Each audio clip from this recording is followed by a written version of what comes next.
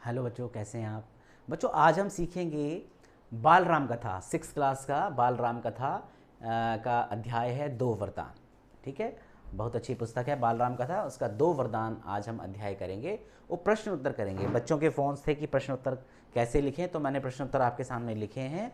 देखिए, ये इंपॉर्टेंट प्रश्न हैं और इनके उत्तर भी लिखे हैं। ये देखिए बच्चों, पहला प्रश्न है, राजा दशरथ ने राम के राज्याभिषेक के संबंध में दरबार में क्या कहा? उत्तर आप लिख सकते हैं। राजा दशरथ ने राम के राज्याभिषेक के संबंध में कहा, मैंने लंबे समय तक राजकाज चलाया, जैसा बन पड़ा किया। अब मेरे अंग शिथिल हो गए हैं, मैं वृद्ध हो चला हूँ। मैं चाहता हूँ कि यह कार्यभार राम को सौंप दूँ। ये राजा दशरथ जी ने कहा। प्रजा पर, दूसरा प्रश्न है, प्रजा पर राजा दशरथ के वचनों की क्या प्रतिक्रिया हुई? प्रजा पर उत्तर आप ऐसे लिख सकते हैं, सभा ने तुमुल ध्वनि से राजा के प्रस्ताव का स्वागत किया। राम की जय जयकार होने लगी। दशरथ थोड़ी देर तक सुनते रहे। संतोष के साथ उन्होंने कहा, शुभ काम में देरी नहीं होनी चाहिए। मेरी इच्छा है कि राम का राज्याभिषेक कल सुबह कर दिया जाए। ठीक है, ये तुमुल ध्वनि का अर्थ है प्रसन्नता पूर्वक। ठीक है, सभा ने प्रसन्नता पूर्वक राजा के प्रस्ताव का स्वागत किया। तुमुल ध्वनि से यानी प्रसन्नता पूर्वक।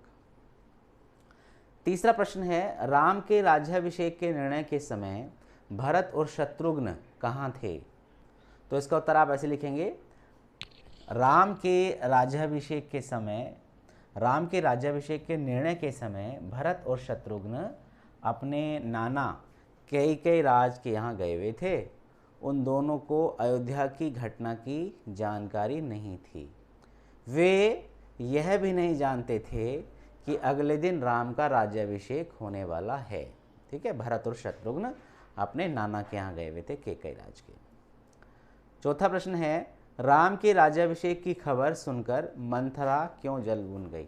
मंथरा आप जानते हैं कैकेयी की प्रमुख दासी थी, मुँह लगी दासी थी। आप लिख सकते हैं उत्तर, मंथरा कैकेयी की बचपन से ही मुँह लगी दासी थी।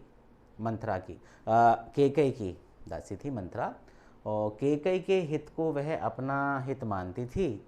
इसलिए उसे राम का राज्याभिषेक कैकेयी के विरुद्ध एक षड्यंत्र लगा।